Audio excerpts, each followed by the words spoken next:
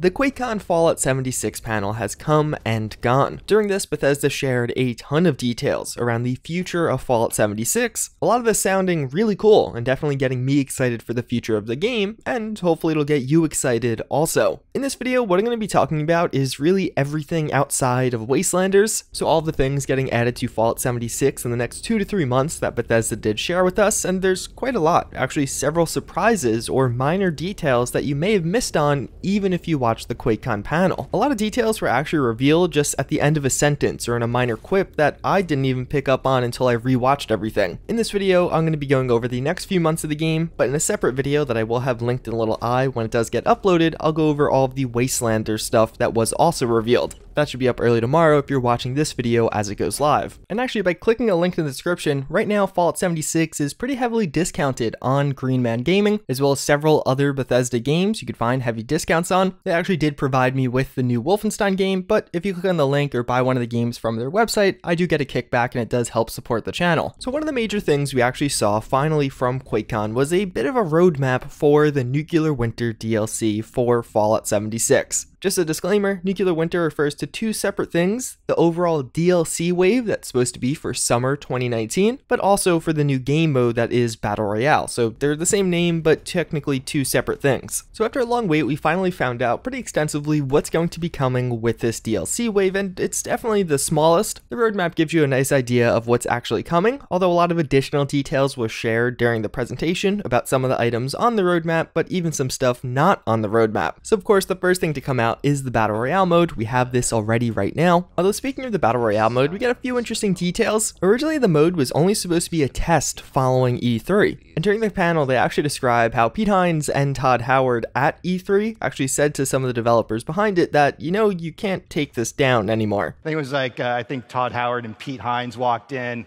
and they're like, you guys know you can't take that down, all right? I just thought that exchange was kind of funny and wanted to include it, but we're also finally getting a content update to this mode, although it's kind of a ways away. They describe and actually show gameplay of Morgantown. This is going to be a new map that will be available in Battle Royale. They don't really talk about how exactly this will be implemented, like if you'll just queue up and now you'll have a chance of getting the old map or the new one, but as far as details go on the map, and you can see some of the gameplay of it in the background, they describe this one as actually being significantly more urban, having a lot more verticality than what we see right now with the Flatwoods map. Through data mining in the past, we've actually seen several maps for Nuclear Winter, and it seems like this will likely be the map we actually eventually get. I'll have a link to this image down below if you want to scope it out and check out some of the areas in game now. But some of the major ones are, of course, Vault-Tec University. The Morgantown Airport will probably be a highly contested area similar to Flatwoods or even some of the military bases we see in the current map. But also they describe that since this is actually shifting location, we'll also see the implementation of different creatures, such as this map actually featuring the Grafton monster as an enemy that could pop up. But also with this update, we're seeing some changes to how perks will work in the mode. Right now, you just earn perks randomly. Every so often, you'll earn a perk card pack, and when you open it, you'll get one random perk. This leads to frustration because people develop duplicates and constantly just get the same ones over and over again, but also there's no way to ensure you get one of the more rare ones, or maybe some of the few you haven't unlocked yet. Well, in the future, we're getting a different system. Now, when you actually do open a perk card pack, if it's a duplicate, you'll be assigned a certain amount of tickets. Then you could actually go to some kind of shop or exchange and trade those tickets for perk cards, and you'll be able to pick exactly which perk card you want. So what this will mean is you'll still randomly earn perk cards, but as you get to higher and higher levels and start getting more and more duplicates, you'll be able to fill out which perk cards you actually are missing. And overall, I just think it's a very positive change. They also describe how there'll be more balance changes just as updates roll out for the game in general. Now this all sounds really awesome. I'm actually really excited for it. The perk card update's going live in just a couple of weeks on August 13th, but the new map and apparently some other quality of life improvements, I'm not sure if those are the ones I already talked about or something totally new that they didn't really announce, isn't coming till September, which is actually kind of a long wait. And at least to me, I feel like that's not the best scenario. That'll mean that Nuclear Winter will have been out for basically 3 full months before actually getting any new content, which is definitely not a great way to stay competitive in the Battle Royale scene. Although outside of Battle Royale, for those of you just interested in adventure mode, we got a lot of news around future content coming to that also. We are of course getting the new seasonal event with Meat Week in just a few days now. I made a full video talking about some of the data mined rewards we've seen around this not too long ago, but on the roadmap it actually also lists that you'll be able to play and earn legendary script and other summer themed items.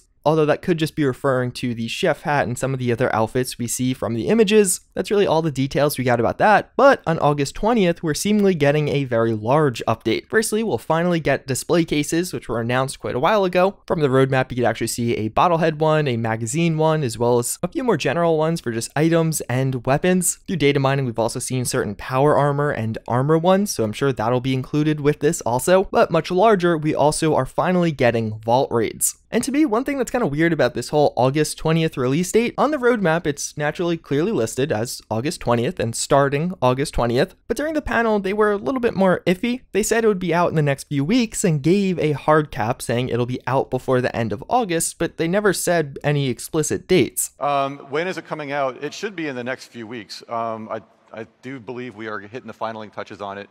Barring something really major unforeseen, we'll get it out soon. Considering those we saw at the panel were the actual developers, the people working on this day to day and overseeing it, it makes me feel like this August 20th date might be a little bit loose, that potentially it could be subject to change, or maybe the most likely date to change on this list, but who knows, maybe it will ship on August 20th. Either way, vault raids seem pretty cool. We get our first real details about what this new DLC will entail. The first one being that we're not getting the complete thing now. Vault 94 is being finalized, but it seems like Vault 96, the other vault that will have vault raids associated with it, is still a ways away. They don't give an explicit timeline on Vault 96 release, they just say in the not too distant future, but also how they actually do want to hear quite a bit of the feedback from Vault 94 so they could actually incorporate that on Vault 96. So there's probably going to be at least several weeks and probably at least a month in between the release of the two. But also on the roadmap, it's actually described how there's going to be a 3-mission rotation for Vault 94. They don't talk about this at all during the panel, which is kind of surprising, but seemingly when you actually enter into Vault 94 with your squad, and they actually do say that you could enter into this vault raid either alone, with 2 people, or 3 people, or with 4 people, although they are built around having 4 people. Depending on the week, you'll actually get one of 3 different missions. So seemingly the task you'll actually complete will vary depending on which week it is, which is kind of cool, but at the same time, hopefully that's only a limited thing, like for the first 3 or to 6 weeks, because I think after a while I may just want to play the mission I want to play, and hopefully we'll get the option to just pick them. But either way, again, these are instance vaults, so when you actually go in with just 4 people, it's a proper dungeon, it'll only be you and whoever you brought with you, you won't see other randoms in there, and apparently they're pretty difficult. You can play them solo, but it'll be very difficult to actually complete them solo. As you start off in these vaults, you'll have the option to actually pick one of 3 different difficulties, and with the 2 harder difficulties out of 3, you'll actually have time limits on how long you have to complete the vault overall. They don't get too explicit with what actually goes on in the vault, but there's going to be a lot of fighting, you'll see a lot of legendaries, and it'll be a great place to farm those. There'll be different timings for some of the various stages and how long you have to complete them, as well as the overall time limit.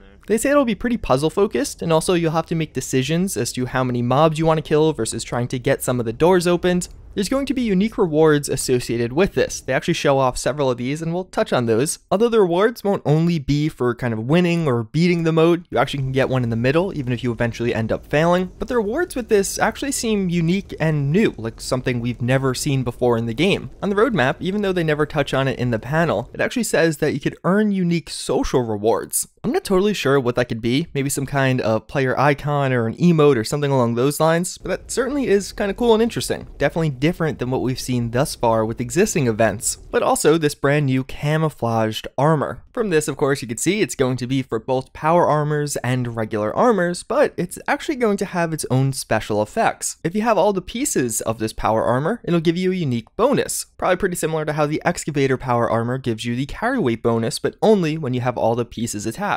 And they describe how this is actually going to be introducing a new mechanic in game with set bonuses, and it's going to right now at least be specific to items from this vault. And once you have the whole set, it gives you an additional bonus.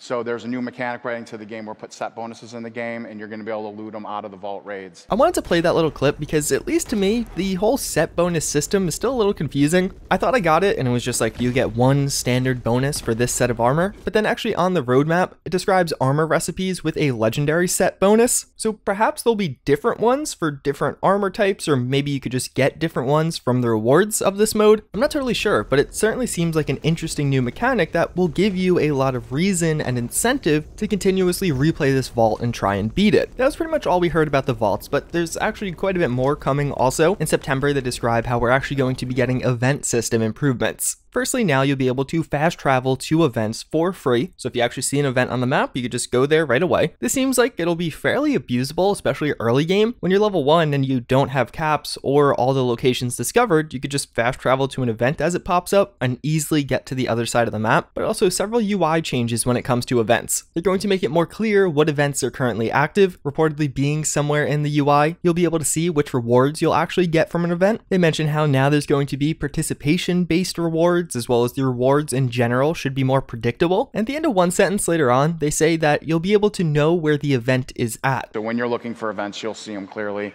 and you can go there for free and know where they're at, and you'll make better decisions on what event you want to join and not join. So I think they mean the progress of the event, but they don't really expand on this too much further. But hopefully by this they mean that you'll be able to tell from the UI how far along an event is, so you don't fast travel there just for it to immediately end. They also talk about how they're actually going to do this thing where public events will be separate from regular events, so public events will now become a bit more harder and more rewarding. This change in general just making it so hopefully more people will actually participate in these and have a more community or group focus. And then the final thing actually on the roadmap, they describe how also in September there's going to be legendary vendor sales. So I guess the legendary vendor in-game will now have some unique deals on weekends and actually certain discounts. I actually really like that. I think it's a cool way to get people to play on weekends and potentially look forward each weekend to which deal will pop up. Outside of that, they mentioned how they're actually looking for ways to increase camp budget so you could place more things in your camp. That was actually a response to a question, and it doesn't seem like we'll get flat out camp budget increases. They don't talk about why, but it seems like for some technical or other limitations. But at least right now, they're trying to get creative with ways to actually make it so your camp budget feels at least bigger. And one such creative way they actually mention are private servers. And I'll just play it all because there's not that much. This is everything they had to say about private servers. Maybe, also with things like